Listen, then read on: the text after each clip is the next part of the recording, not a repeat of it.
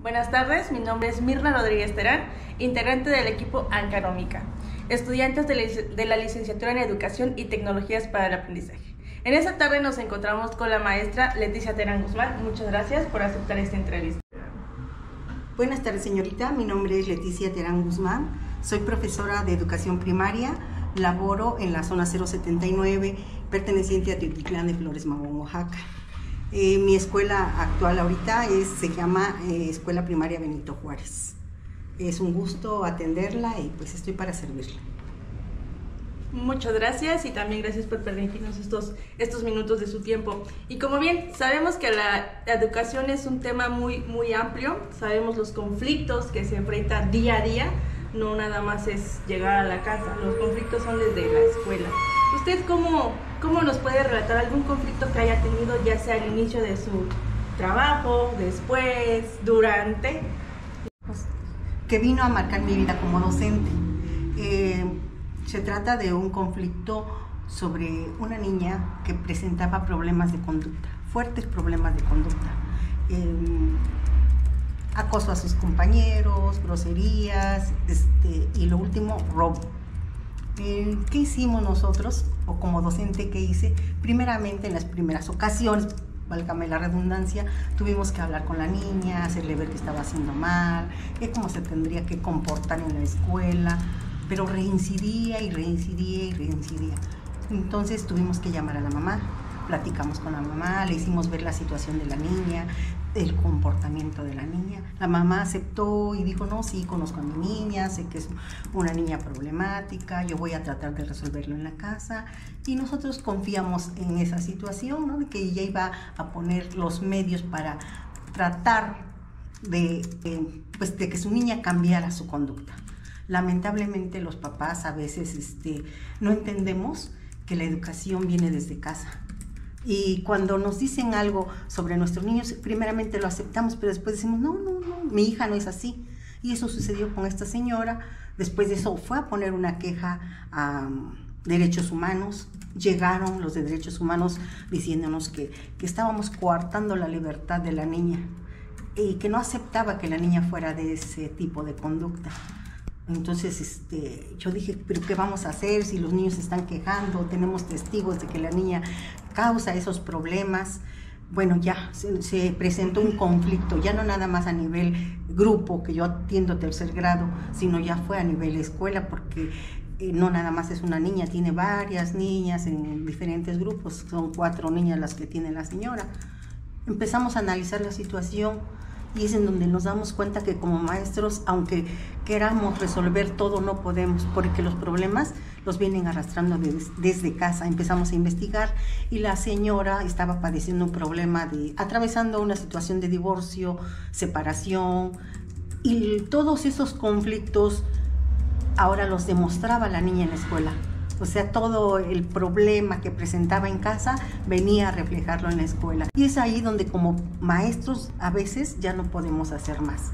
Ya no podemos porque se sale de nuestras manos. Allí entran otras instituciones que nos tienen que apoyar, como el DIF, como Derechos Humanos, en donde nosotros también tenemos que presentar pruebas de qué se puede hacer con ese tipo de actitudes con la niña, que ya la tiene baja por los conflictos que está viviendo. Entonces ese es uno de los puntos que a veces sí nos entristece como docentes, no poder hacer más por los niños. Ok, bueno, es un conflicto y un relato un poco... Es verídico, yo imagino que hay docentes que no estamos hablando a grandes rasgos, pero son millones que probablemente pasan por situaciones así. Ahora le voy a hacer unas preguntas. La primera pregunta la hace el compañero Andrés. ¿Bajo qué argumentos y pruebas recabadas se aborda de forma segura la problemática? ¿Qué nos puede decir? Bueno, en este caso, pues, ¿qué más pruebas teníamos? Que los niños siempre se estaban quejando. Que la niña ya me empujó. Que la niña me golpeó porque golpeaba a sus compañeros. Y la niña, a la que golpeaba, no sé, se ensañó con una. Y esa niña a la que siempre le pegaba, le jalaba el cabello, es una niña con problemas de aprendizaje. Sí, y es más, no nada más a ellas, a mí como maestra y como docente, si yo le trataba de llamar la atención, me hacía caras, entre palabras me contestaba, o sea, había muchas pruebas. O sea, nosotros como maestros tampoco vamos a señalar, nada más a decir, oye, te estás portando mal, nada más porque la vi o me cayó mal. No, simplemente tenemos que analizar, porque no era nada más una niña, 2, 3 niñas. Me está haciendo esto esta niña, ya me jaló los cabellos, ya me quitó los colores. Entonces va uno recabando. A veces pasa uno las cosas sencillas, las pasa uno, por ejemplo, ay, si te hizo un gesto, pues no la veas. O si te dijo una palabra, no le hagas caso. Tratamos de aminorar las cosas, ¿no? Pero cuando ya rebasa los límites, cuando ya son golpes, pues nosotros como maestros ya tenemos que hacer algo, ya tenemos que tomar medidas y empezar la investigación del por qué la niña se comporta de esa manera. Ok, atendiendo esta misma pregunta, otra pregunta de la compañera Carla. ¿Ha considerado que este problema marcó un antes y un después de su vida docente en el momento en el que llega esta mamá con su abogado? ¿A usted qué le ocasionó? ¿Qué es lo que pasa por su mente en ese instante? Sabiendo que pues muchos años ha trabajado con niños y me imagino que en ningún momento ha tenido algún caso así. ¿Qué es lo que pasó por su mente y qué es lo que le marcó en ese momento o ahorita?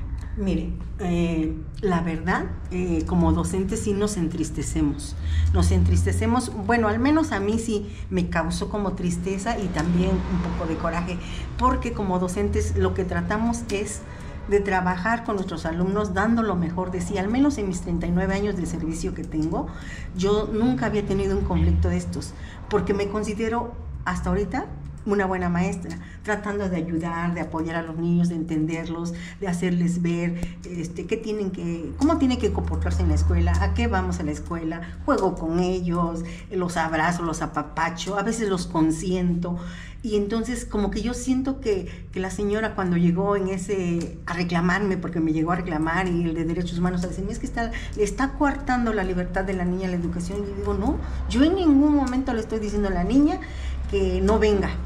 No, yo aquí la voy a tener, aquí es recibida y todo. Simplemente se le llamó a la mamá para que ella pusiera, o más que nada, medidas o reglas en su casa y la niña entendiera cómo se tiene que comportar. Pero entonces sí, como maestro nos afecta, porque dice, bueno, ¿qué no estoy haciendo bien mi papel? Mejor ya me voy, o no sé, como que sí nos afecta un poco como docentes, no poder hacer lo que tenemos que hacer. Pienso que a algunos docentes a lo mejor no les preocupa, pero a mí sí me preocupa porque yo veía que yo no maltrataba a la niña, nunca la maltraté, le llamaba la atención, oye, no hagas esto, por favor, ya deja de golpear a tu compañera, ¿por qué lo hiciste? Yo hasta hablo bonito con ella, por favor, hija, no hagas esto, lo otro, y que de repente te lleguen con que estás haciendo eso, como que sí te afecta emocionalmente y dices, bueno, ¿qué tengo que hacer para mejorar, ¿no? Y en un momento llegué a pensar, mejor ya es el momento de retirarme, a lo mejor ya no estoy haciendo bien mi papel, pero después analizando con mis compañeros, con mis alumnos, dije, no me tiene que marcar totalmente, tengo que aprender a superarlo y enfrentarlo y tratar de resolverlo. Ok, va, muy interesante punto. Vamos con otra pregunta. Esta pregunta la hace la compañera Catalina. ¿Cree que el equipo docente puede ayudar a resolver los conflictos en el aula si adopta medidas conjuntas durante el curso? ¿Usted cree que sí? Totalmente de acuerdo. Para que una escuela funcione bien, tiene que haber un buen colectivo. Y ese colectivo tiene que apoyarse en todas sus decisiones y en cualquier problema que se presente. Si como colectivos no estamos de acuerdo, no estamos trabajando a la par o entre todos, no va a funcionar. Como colectivo tenemos que estar unidos en las buenas y en las malas. Y sobre todo, desde el inicio tenemos que como establecer reglas para que cuando lleguen a inscribir bueno, eso es lo que hemos platicado ahora nosotros, desde el momento en que llegan a inscribir a sus niños, los padres de familia, tenemos que hacerles ver cuáles son las reglas de la escuela. A lo mejor nosotros, y yo así me he catalogado, que nuestra escuela como que son muy libres los papás, los dejamos y los apoyamos mucho, pero ahora estamos viendo que ya no debemos de ser así, que tenemos que tener reglas y todo el colectivo, todos los maestros tenemos que estar de acuerdo en cumplir primero nosotros como docentes y hacer cumplir también a los padres de familia en el reglamento que nosotros hayamos propuesto. Habla mucho del cumplimiento y creo que ese es uno de la ética profesional de la docencia, el respeto de de nosotros como docentes a los padres y el cumplimiento, ¿no? La responsabilidad que tienen, porque no nada más, yo me imagino que no nada más son 10, 15 niños durante sus 39 años, yo creo que más de 300 niños, sí, me imagino cuántos hijos no deben tener. Ahora, otra pregunta que nos hace la compañera Roxana fue: ¿cuál fue el protocolo que aplicó para solucionar la problemática y con este se aleja de la realidad al aplicarlo? Bueno, sí se aleja un poco de la realidad. El protocolo fue investigar, tratar de solucionar, hablar con la mamá, hablamos con la mamá. Después establecimos lo que ahora se llaman convivencias escolar, ¿sí? Más que nada ya no le llamamos reglamento, porque hasta en eso los derechos humanos se meten, ya no. Reglamento no, porque es algo que está establecido y que los niños tienen que cumplir, no. Ahora tomamos medidas de convivencia escolar, en donde los mismos niños propusieron cómo nos vamos a llevar, qué tenemos que hacer, cómo nos debemos comportar, que finalmente viene siendo como un reglamento, pero que ellos mismos lo van a hacer. Es el primer protocolo que hicimos, ¿no? Trabajar con ellos, hacerles ver y a ver, ellos mismos van sacando cuáles son sus medidas o acuerdos de convivencia. El primer protocolo. El segundo, pues ya tuvimos que darlo a conocer, este conflicto que se tuvo en nivel grupo, darlo a conocer a todos los compañeros maestros en un consejo técnico y tomar las medidas. Ahora, ¿qué vamos a hacer? A ver, compañeros, vamos a tratar de como que apaciguar las cosas con los papás, pero también hacerles ver que no vamos a permitir que se nos falte el respeto a nosotros, que le falte el respeto a sus compañeros, y todos tenemos que trabajar en conjunto.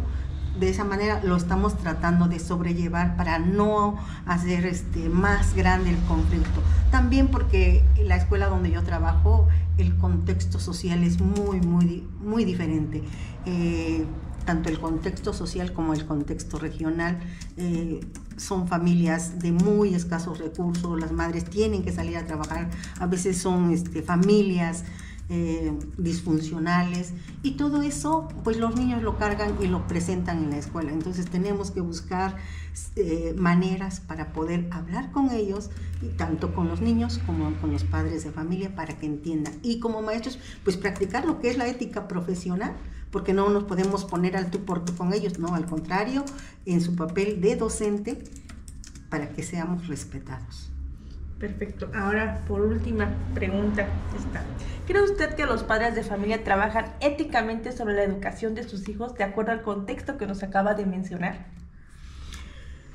Lamentablemente no.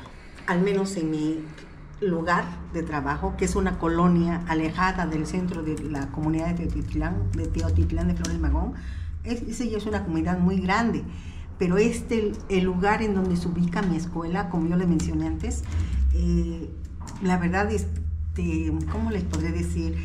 Es una colonia que se formó por personas que vinieron de varios lugares. Entonces, en primera, ni siquiera tienen como identidad.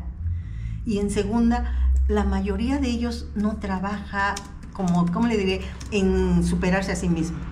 Para ellos nada más estudiar primaria, y siquiera a la secundaria llegan y hasta ahí.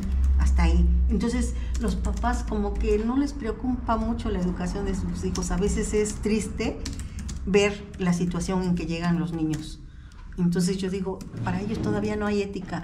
Muchas veces pensamos nosotros los maestros de ahí, para ellos la preocupación nada más es: ¿qué le voy a dar de comer mañana a mis hijos? Tengo que buscar la manera. Y ética, pues para ellos a lo mejor ni siquiera saben qué es la palabra ética. Simplemente están sobrellevando y manteniendo a flote a sus familias, porque hay familias muy disfuncionales. Entonces ellos lo único que hacen es mandarlos a la escuela y no les preocupa más. Ahí el maestro que se las arregle, a veces sin cuadernos, sin lápiz, sin nada. Simplemente a lo mejor ahí me los van a cuidar mientras yo tengo que ir a trabajar para llevarles de comer. Así es la situación. Lamentablemente esa es la situación de muchos lugares, no nada más la mía. Yo sé que si entrevistáramos a más maestros nos vamos a dar cuenta que nos enfrentamos a conflictos sociales muy grandes que nosotros ya no podemos resolver. Entonces los pobres papás a veces nos ponemos en su papel, porque nosotros al menos tenemos algo fijo, un ingreso económico que ya, pero ellos no, al día van.